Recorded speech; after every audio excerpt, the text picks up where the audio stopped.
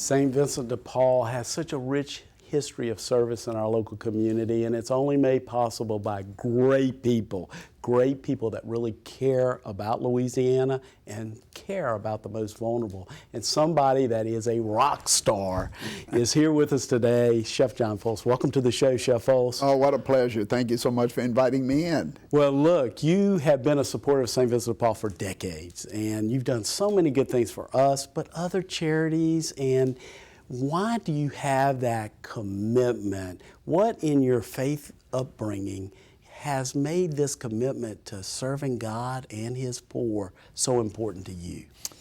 Well, you know, I think that Louisianians in general, and I think just the cultures that settle Louisiana are really people who feel an obligation to help each other. I mean, when Louisiana was founded, you have this just this rough, this thicket of swamplands here, and people are coming in from all the nations to develop what we're going to call the country of Louisiana.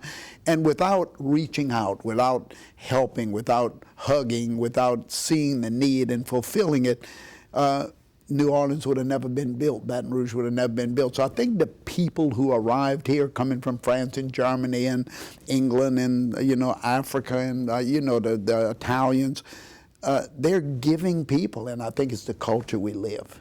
Well, I tell you what, when I think of Louisiana and I think of heroes, it's you. I mean, you know, you do our Count Your Blessings Supper every year. This year will be 25 years Can you next imagine? year. Can you imagine? What a commitment all through time. I mean, your mom and dad must have really instilled some strong roots of faith in you that really, you know, put you in a position to do so much for so many. Well, you know, like so many of us, I mean, these Catholic families, my family, my grandma, I mean, the church was always such an important part in our lives. I mean, and I'll never forget kneeling around this big old bed every night saying the rosary when my mother, who died at 38 years old, she left 8 children behind. She died in childbirth. Her first child died, so she had 10.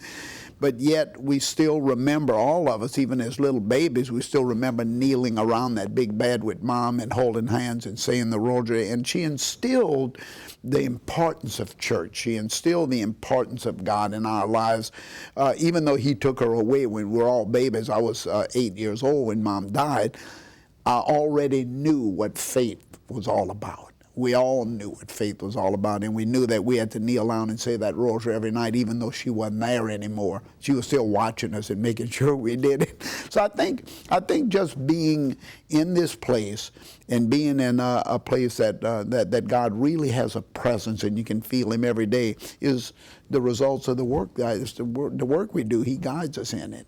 Well, your mother, you just, before going on camera, shared a special story where your mother kind of touched you through the Napa Institute. You met somebody important. Share that story. Well, you know, the Napa Institute is a gathering of numerous religious, from the cardinals, bishops from all over the United States, nuns of every order, and they're there to discuss policy and change in the church, and it's just a magnificent place, the Napa Institute, and it's held every year in Napa, and I was invited to come and do the gala dinner for 1,000 people.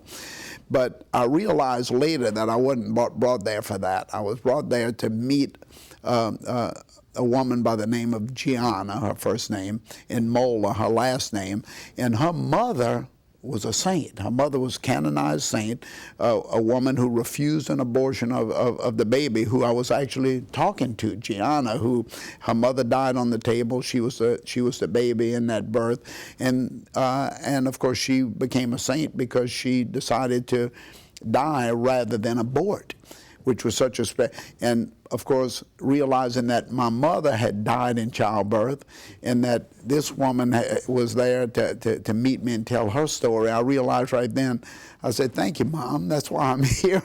I'm here to hug this lady," because, and she said, "We have something in common," which was really touching to me. So, yeah, but you know, God gives us these experiences, and He reminds us of that the work that we do puts us in places that we get to see these kind of things. We get, you know, He puts us in places like St. Vincent de Paul, where We realize the need, we see the need, and we respond to it. But it's all in our upbringing, and I think it's in our Catholic faith. Faith brings us there. Well, I think of you as a saint. I really do. And it's so funny because and off camera, we were saying, I said, you and Saint Jeanne have something in common, because in the 50s and before that last pregnancy, she was active in the St. Vincent de Paul Society. Exactly. She had that care for the poor, that compassion of the vulnerable. Right. That's just such an important aspect of faith. Well, and I think also I was in Paris walking on the street one day, and I told you the story about seeing the St. Vincent de Paul Center right there, and walked on up, and that's really how I got involved with St. Vincent de Paul and y'all. I went to see his incorrupted body and stood there and said a prayer, and I just felt at that moment I was being called to do his work. I really did. I had no inclination whatsoever about St. Vincent de Paul. Just happened to walk into the chapel, happened to see the body, said a prayer, walked away, and immediately I said, we need to be involved in this. So he came and said, get on out the church and you could just go and do some good work for me. Yes, indeed. And you've always been there for St. Vincent de Paul over the last several decades. And, whether it's our 150th anniversary that you came out, and Bishop Munch and y'all and the mayor, we were all there to celebrate a tradition of excellence, and that's something that you, from a faith perspective, whatever you do, I think you said it earlier so powerfully, every day, in every way, you can live your faith, correct? Absolutely. And I think people respond to it, and I think you can move people to do good work, not by showing them your work, but just by being a part of it. And they look and say, well, I can do that too. There's no reason I shouldn't be doing that. If John has enough time to do it, maybe I have enough time to give an hour a week or something. And I think that's our job. Our job is to do our good work and hopefully inspire others by the work we do. So that's my mission. I'm happy to be there. Well, I mean, what you just described is a modern-day disciple, just trying to do what's necessary to make the gospel come to life. And I know that, do you have any idea of how many recipes you've put together? Is there any kind of count? Well, what I think about all the time is the recipes I put together for the different groups around the world. When we did the Vatican State Dinner, and then had that opportunity to meet Pope John Paul, and it was over food. When I went to the Soviet Union and brought that Bible to my interpreter, it was about food. And then I go to this conference and I meet the daughter of a saint. It's about food. So God has put me in a place where food is that catalyst that makes things happen for me. And through that work, I see in a mirror, I see this great image of faith being instilled in it, and that's the work God's given me to do. So I tell you what, and I just love to cook, so I guess He's given me the wherewithal to continue to enjoy it, right? Well, hey, that I think anything really needs a recipe for success, and I mean, especially in our faith lives, you got to have a little bit of this and a little bit of that, and you kind of just describe that, going back to that rosary with your mom, to just growing up and your commitment, because whether you're walking the streets of Paris or you're at your main headquarters, or you're down in New Orleans at your Revolutions restaurant, it's all about keeping that faith in front and making sure it's a priority, right? Well, and also enjoying what you do. I mean, God has given me the gift of cooking, and I realize that. That's what He's given me. He's given me the ability to cook, and He's given me the ability to talk about food and faith. And in the process, He's opened the doors to me for me to do food to people where we can tell the story and talk about our faith life and talk about the importance of gathering around a table. Like I said, I had 1,000 people to feed in Napa, and it was about food, but you know what? It was much more about faith. Mm-hmm. And yet God picked me up and moved me into that environment because He knows that He's given me those skills, and at the same time, I'm going to learn something from it. My faith will be built stronger there. And so I just see it. I think all of us are like that. I think the more we come to understand that our gifts are from God and that He wants us to use them in the fashion He's given them, I think we start to see miracles happening all around us, and I certainly see them happening in my life all the time.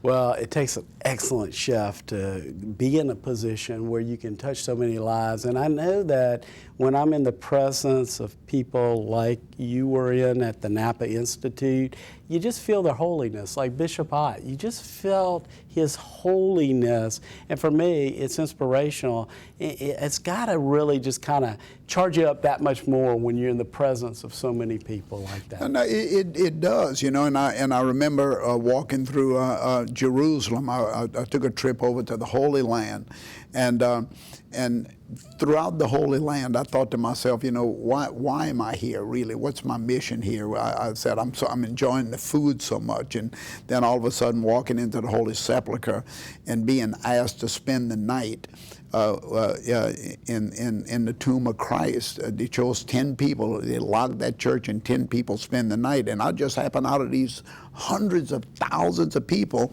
God said, I want you to spend the night with me tonight in the Holy Sepulchre. Food brought me there. Food was my mission. I was doing a television show, but at the end, I knew I was brought there as a cook to spend the night in the tomb of Christ. And I realized that's exactly why I was, and I just think that is a special little gift from God for the little bit of work we do. You know, I really, everywhere I turn, God is there and food is there. And I realize that He's put those two things together for me.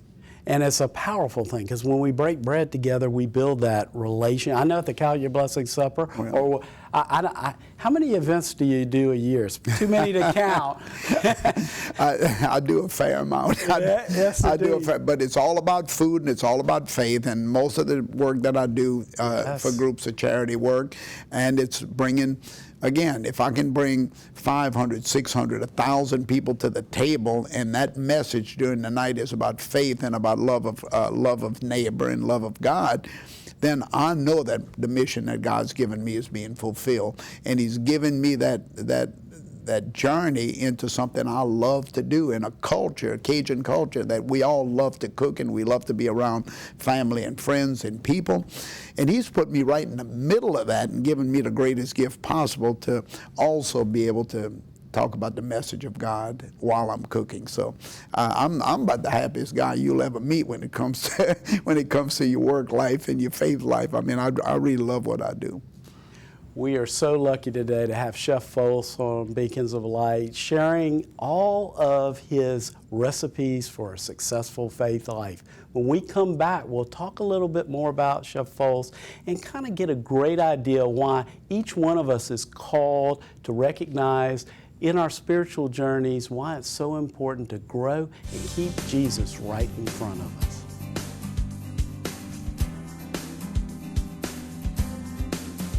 You know, when you think about it, all of us really should think about what our recipe is for our faith lives. What are the ingredients that we have to have a strong spiritual life? With us is Chef John Folse. You got that figured out. You keep Christ right in front of you, and you do so because you realize that the gospel was all about, and we were talking off camera about the Napa Institute conference, right. And you said that anytime when you go somewhere, you bring Louisiana and the founding of Louisiana with you. Can you share that a little bit? Well, you know, the great thing about living in Louisiana, growing up in Louisiana, being a Louisianian in general, people automatically know that you're probably going to be having a little fun.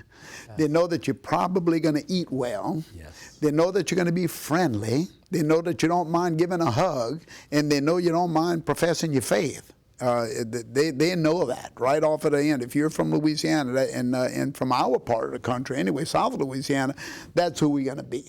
And so that's really who I am, and that's really the march. I go out every single day with those aspects of my life that I want to promote and I want to talk about, and I'm never afraid to talk about the challenges in my life, and I'm never afraid to talk about the faith in my life as well.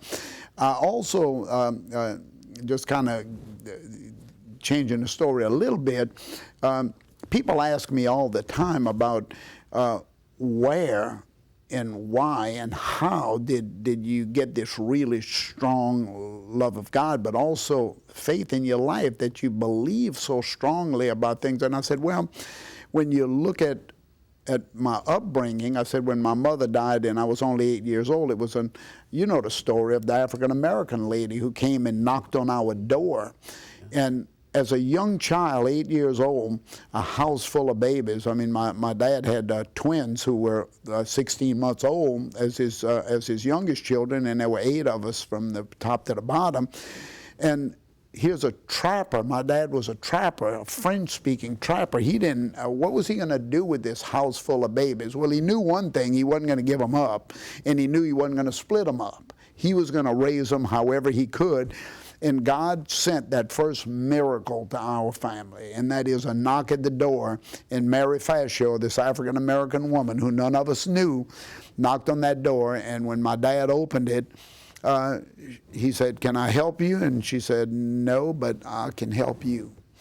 And that day, the door swung open, and this beautiful African-American lady walked in the house, and she took these 8 babies into her arms. She had 6 of her own children, and for 22 years she reared us just as we were her own. She was there every morning when we woke up, and she was an African-American Catholic. So another gift of the Holy Spirit. She came in as the mother we all knew, but yet she loved the church, and she made us say our prayers, and she talked about faith, and she talked about God. And when we'd start fussing, she would say, "God doesn't like that." So God was always in the house. So, you know, I think of how lucky, with the fact that we were poor, the fact that we didn't have a mother, the fact that my dad was a trapper, the fact that we lived in the swamplands, the fact that we had very little, if any, but we were so rich with all the needs fulfilled. And we felt early on that Mom had left us that gift of faith, because as I told you before, we would all kneel around that bed to say the rosary. And when Mother died, my oldest sister, who was I think 10 or 11 at the time, when we buried my mother, the first thing out of her mouth that night was, "Who's going to say the rosary? Mom's gone." So you see, and I tell people all the time, faith is instilled early on in children. You cannot allow children to decide for themselves about their faith. You have to instill the faith in them, and you have to make faith important in your home. And that's why we succeeded, and that's why I love our work so much. So I want to make sure I put that point out today, is don't walk away from teaching your children the importance of faith. Make them kneel down and say their prayers. Make sure they're making that confirmation. Make sure they're in the seats on Sunday. You don't know how important that is, because when you're gone, that's like I do. I remember very, very, very clearly how important church was that kept us all together as a family, and we're still very involved today. So I wanted to kind of jump off into that for a little while, because I didn't want to forget it. That's a message I want to tell everybody. Practice faith in your home. Make sure the children know about it. That's why I'm sitting here today. Well, on this show, you've shared how the Holy Spirit, whether it was her knocking on the door to help your father, or what we talked about earlier about the Napa Institute, you meeting the mother, you know, this daughter of a saint. Right. I mean, but you know, sometimes what I find in my own spiritual journey is you constantly have to I have to remind myself, look for the Holy Spirit in how is the Holy Spirit, what is the Holy Spirit doing in my life? But you've got it, because you see the Holy Spirit. That's the gift. I mean, you can see where the Holy Spirit is active. And that is something that is a big gift. And we all need to try to recognize when the Holy Spirit is there for us, because the Holy Spirit's always there for us. And you also come to know that if you're practicing your faith and you believe that those doors are going to open for you. people don't quite understand that. People ask me all the time, you know, how did you get to Russia? And I said, well, God sent me. And they say, well, no, I mean, how did you really get to Russia to open a restaurant? I said, God sent me. I said, it was a long time after I opened that restaurant in the Soviet Union at the time of communism. It was many, many years later that I sat up in my bed at 3 o'clock in the morning, and this is a true story, and I said, oh my God, I didn't go to Russia to open a restaurant. God sent me there to deliver a Bible, and because I was there, He allowed me to open a restaurant for President Reagan and Mikhail Gorbachev. That was the gift for the delivery. Yeah. And I know that to be a fact. You know, I know that to be a fact. When I went to do the dinner in Rome, when I went to do the Vatican dinner, I went to do it, and then I got a knock on the door to go to Castel Gandolfo to have Mass with the Holy Father, Pope John Paul. So I got to meet a saint just because I went to Rome to cook a dinner. But then I realized that was God's gift to let me do the dinner, so I would do what I really wanted to do, and that was to meet the Holy Father, right? And spend valuable time with Him, not just a handshake, to be with Him for a couple of hours and to have communion put in your hand from the Pope.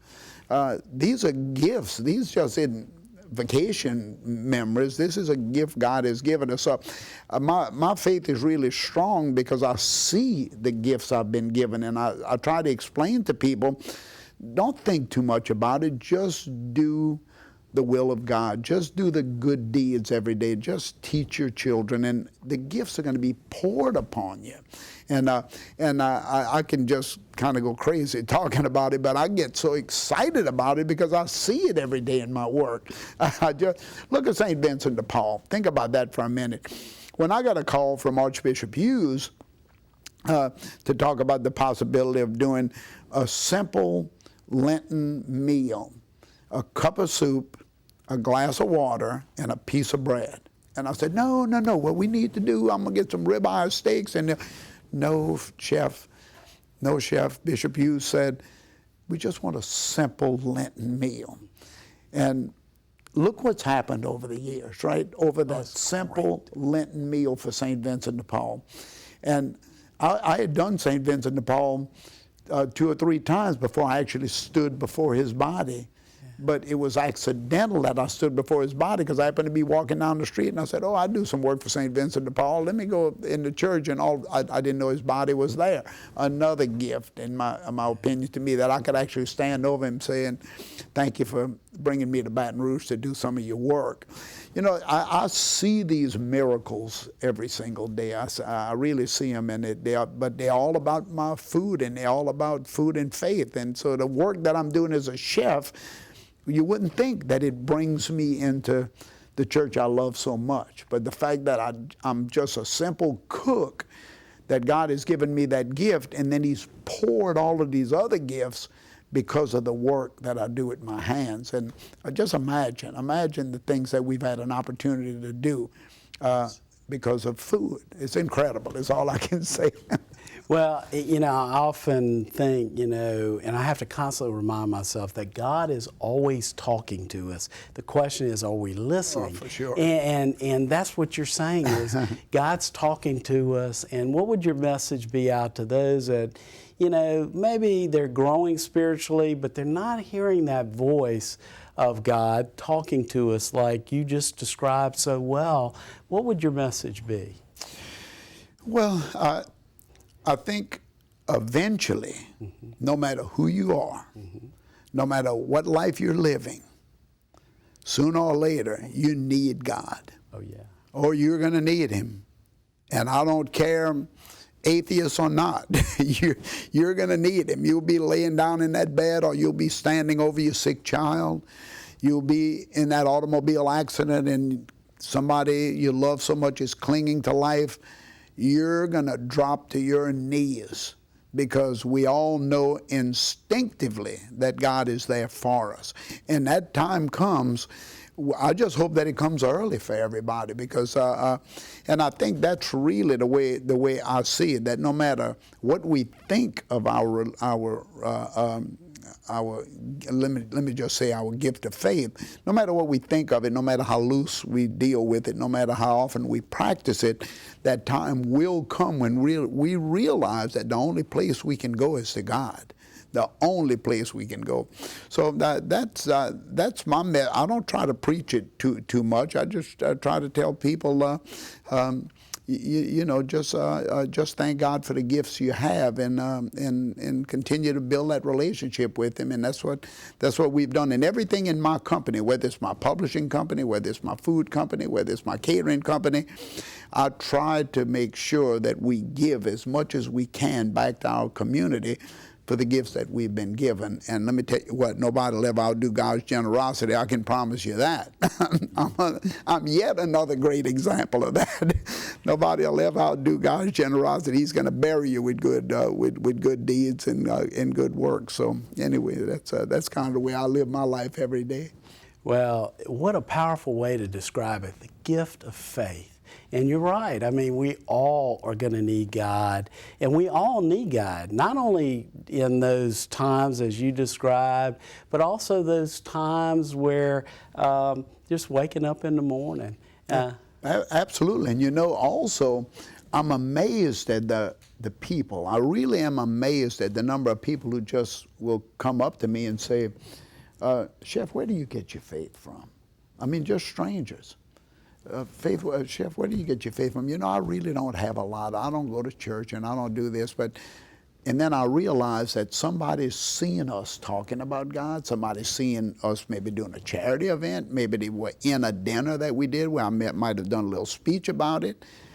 And then I realized we've touched that person some kind of way. So whatever we did, we need to keep doing it, because that's the reason that guy is coming up to me right now and I ask, where do you get your faith from? And I'm happy to tell him, but more so I realized that person has been touched or has a need in some way, and yet they saw me as an opportunity to help them through that. That's another great gift we have, and we need to recognize it and not say, oh, well, walk away from that conversation. You have to stop, oh, wow, that's